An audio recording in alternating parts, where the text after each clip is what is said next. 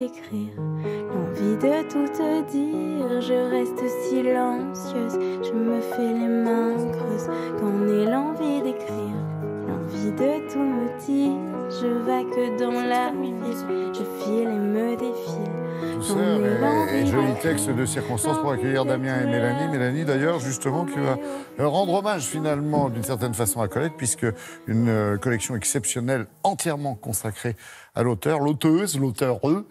L'écrivaine. Voilà, sera présentée, c'est au Grand Palais je crois. Hein. Exactement. Ce week-end, au Grand Palais, c'est à Paris, hein, je précise, pardon. Voilà, ce week-end, au Grand Palais à Paris, se déroule le Salon international du livre rare et de l'objet d'art, sur lequel vous allez retrouver de nombreux libraires spécialisés dans les documents anciens. Donc ça peut être des livres, des manuscrits, des autographes. Et nous avons rencontré Henri Vigne, qui expose et qui vend toute une collection de livres de l'auteur, de la célèbre auteure Colette. Cette collection, Laurent, elle est exceptionnelle, vous le disiez. Pourquoi ? Parce que tout d'abord, elle rassemble toute l'œuvre de Colette. C'est-à-dire de ses tout débuts, donc de 1900, date à laquelle elle commence à publier, jusqu'à sa mort en 54, on a là toute la vie de Colette. Ce qu'il y a de très intéressant aussi dans cette collection, c'est que tous ces ouvrages sont des éditions originales. Donc l'édition originale, vous savez, c'est la première impression de l'œuvre. Elles sont toutes éditées en série limitée, numérotées, sur des papiers extrêmement précieux. Donc ça, autant vous dire que pour les collectionneurs, c'est le Graal. Mais le plus émouvant, Laurent, c'est que tous ces livres sont dédicacés par l'auteur elle-même. Donc ce sont des livres qui appartenaient à Colette, qu'elle a tenus dans ses mains et qu'elle a dédicacés à ses proches, à ses amis. Vous allez découvrir cette collection. Nous avons rencontré Henri Vigne, le libraire, et puis Frédéric Maget, le président de la Société des Amis de Colette. Regardez.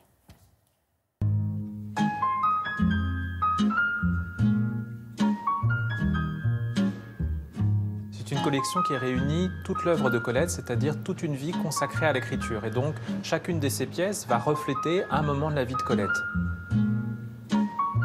Par exemple, ici, elle vient de divorcer de Willy, on est en 1906. Comment vivre quand on est une femme qui n'a pas de formation, qui n'a pas de fortune personnelle ? Et elle trouve un moyen, elle va se lancer dans une carrière de mime et de comédienne. De cette expérience du music-hall, elle va tirer la matière de nombreux ouvrages qui sont parmi ses chefs-d'œuvre, La Vagabonde, mais aussi L'Envers du music-hall. Et on a la chance d'avoir dans cette collection un des très rares manuscrits de cette période. Et vous voyez tout de suite, quand on parcourt ces pages, eh bien que l'écriture chez Colette, c'est un vrai travail qui lui demande beaucoup d'efforts. Et dans L'Envers du music-hall, elle va vraiment conquérir un nouveau public en donnant des portraits très touchants des petits comédiens du music-hall.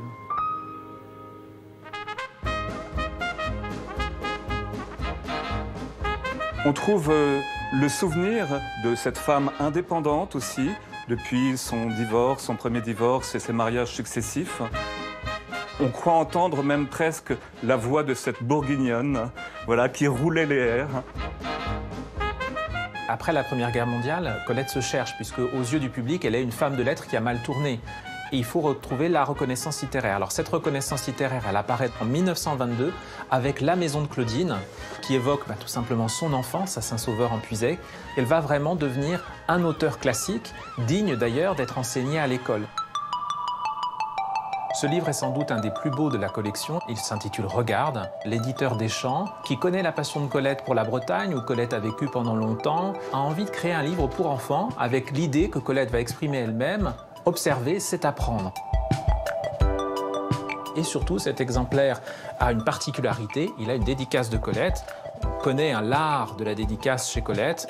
Regardez, Jean-Henri Adam, cette flaque, ce morceau de ciel cancalais que je n'aurais jamais dû quitter ni vendre. Dans les années 30, pour Colette, c'est l'heure de la reconnaissance. Les Belges vont lui proposer de remplacer Adnan Noailles, qui vient de décéder, donc à l'Académie royale de langue et de littérature française de Belgique. Ici, vous avez un fragment du discours original sur le célèbre papier bleu de Colette, un papier que Colette a choisi à partir des années 20, tout simplement parce qu'il la reposait, mais surtout parce que cette couleur bleue, pour elle, c'est le symbole de l'aube, de la naissance du jour. Et pour Colette, c'est ce qu'elle dira d'ailleurs quelques années avant de mourir, si je devais recommencer, eh bien, je recommencerai, je recommencerai, je recommencerai. Elle a dit d'ailleurs, je ne cesserai d'éclore que pour cesser de vivre. Et combien d'ouvrages exposés et à vendre? 100. Vous pouvez... 100 tout rond, voilà, 100 tout rond. Et entre Non, il y a des petits prix, ça commence à 25 €. Alors, c'est des petits clins d'œil, des petits livres de poche qui sont numérotés, mais il y a aussi des très beaux ouvrages. Ça peut monter jusqu'à 7 500 €. Donc, celui-ci en est un. Alors, celui-ci, très bel ouvrage, c'est Flore et Pomone, paru en 1943. C'est un livre consacré à l'art du jardin. On connaît cette passion qu'avait Colette pour la nature, elle qui avait été élevée au grand air. Et ça, c'est la première édition en grand format, tirée à 501 exemplaires, et c'est ce qu'on appelle un exemplaire truffé. C'est ce que c'est qu'un exemplaire truffé? Qui sent la truffe? Eh ben voilà, c'est ça. L'exemplaire truffé, c'est un exemplaire auquel le collectionneur a ajouté des pièces extérieures. Je disais ça parce qu'on parlait de Flore et Pomone, c'est pour ça. Bah, voilà. Donc ça peut être une lettre autographe, une photo, un dessin, voilà, ça peut être plein de choses. Là, on voit à la fin, il y a eu des petits dessins de l'illustrateur du livre qui ont été rajoutés par le collectionneur à la suite. Et puis, il y a surtout, voilà, ce très beau portrait de Colette qui a été dessiné par son ami Dignemont, qui était un peintre de l'époque, mais c'était surtout un de ses grands amis. Et il y a cette très jolie dédicace. Et là, on voit vraiment l'art de la dédicace de Colette qui écrit à son ami Lucien Descaves et qui lui dit « Chaussez vos gros souliers, bardez-vous de pullover, donnez-moi ma canne et la pluie de mon bras et partons. » Bon, elle continue et elle dit, voilà, elle parle de ses jardins. « Je vous les offre, cher Julien, et je vous embrasse. » C'est très, très beau. Ça, ce sont des exemplaires que vous allez pouvoir retrouver au Grand Palais ce week-end. Voilà, c'est jusqu'à dimanche soir au Salon du Livre Rare et de l'Objet voilà. d'Art. Et je rassure les collectionneurs, mes pouces ne seront pas dans le livre. Hein, je les ai retirés de l'image.